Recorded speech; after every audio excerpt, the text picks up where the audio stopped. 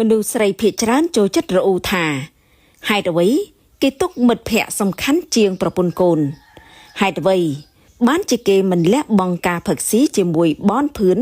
មកនៅកំដរប្រពន្ធកូនបើគាត់ស្រឡាញ់ខ្ញុំគាត់អាចកែប្រែដើម្បីខ្ញុំហើយឈប់រអ៊ូទៀតទៅមកនេះចាំខ្ញុំប្រាប់ប្រសិនបើអ្នកចង់រកបុរសអ្នកមានឡានទំនើបទិញរបស់ថ្លៃៗឲ្យអ្នកគួរតែទៅរកបុរសដែលជាអ្នកមានស្រាប់តែម្ដងទៅមិនមែនរកបុរសដែលអត់មានលុយរួចហើយបង្ខំគាត់បន្ទោសគាត់ប្រឹងរកឲ្យច្រើនយកមកឲ្យអ្នកនោះឡើយប្រសិនបើអ្នកចង់បានបុរសដែលចេះថ្នមចិត្តដូច្នេះអ្នកគួរទៅរកបុរសដែលមានចរិតសុភាពល្អិតល្អន់ទន់ភ្លន់ចូលចិត្តរៀបចំសម្អាតទុកដាក់មានរបៀបមិនមែនទៅយកបុរសដែលលេះលោះគំរោះគំរើយហើយទៅបង្ខំឲ្យគាត់កែប្រែទៅជាទន់ភ្លន់ដើម្បីអ្នកនោះទេប្រសិនបើអ្នកស្អប់ក្លិនផ្សែងបារីស្អប់អ្នកជក់បារីអ្នកគួរតែជ្រើសរើសបុរសដែលមិនចេះជក់បារីស្រាប់មិនមែនទៅយកបុរសដែលជក់បារីហើយមកបង្ខំឲ្យគាត់ផ្ដាច់បារីដើម្បីអ្នកឡើយប្រសិនបើអ្នកស្អប់ពួកប្រមឹកផឹកស៊ីឡប់ឡែអ៊ូទីនួអ្នកគួរជ្រើសរើសបុរសដែលមិនចូលចិត្តការផឹកស៊ីអ៊ូទីនួបែបហ្នឹងមិនមែនទៅយកបុរសដើរផឹកស៊ីគ្មានលុះថ្ងៃរួចហើយបង្ខំឲ្យគេប្រាច់ស្រាផ្ដាច់មិត្តភ័ក្តិគេដើម្បីអ្នកទេអ្នកស្អប់ប្តីផឹកកាហ្វេក៏ដូចគ្នាដែរសម្រាប់បុរសវិញប្រសិនបើអ្នកចង់បានប្រពន្ធដែលនៅផ្ទះមើលកូនចៅស្ដាប់បង្គាប់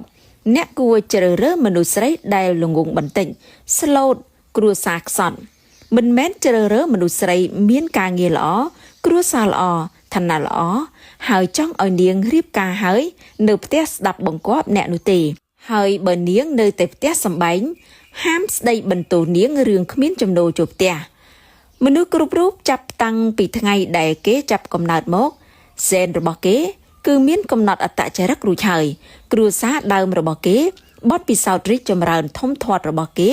គឺវាបានកំណត់បុគ្គលិកលក្ខណៈរបស់គាត់រួចអស់ហើយ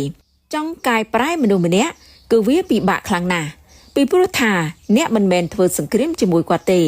អ្នកគឺកំពុងតែប្រយុទ្ធជាមួយហ្សែនកំណើតរបស់គាត់អ្នកកំពុងតែប្រយុទ្ធជាមួយនឹងទម្លាប់ប្រចាំថ្ងៃអស់កាល20-30 ឆ្នាំកន្លងមកនេះរបស់គាត់គឺរបួសសងខាងហើយមិនប្រកាសថាអាចយកឈ្នះបានហើយក៏មិនមានលទ្ធផលល្អដែលធ្វើឲ្យប្រសើរឡើងឡើយដូច្នេះហើយបើគិតចង់កែប្រែមនុស្សម្នាក់យល់ល្អគួរតែស្វែងរកមនុស្សដែលមានបុគ្គលិកលក្ខណៈដែលត្រូវនឹងចិត្តរបស់យើងស្រាប់វិញល្អជាងត្រូវចាំថាមិនថាជាដៃគូជីវិតឬក៏ជាមិត្តភ័ក្តិមិនថាជាការងារឬសង្គមរាប់អានយើងត្រូវធ្វើការជ្រើសរើសសម្រិតសម្រាំងមិនធ្វើការផ្ដោតដំបូន្មានទេ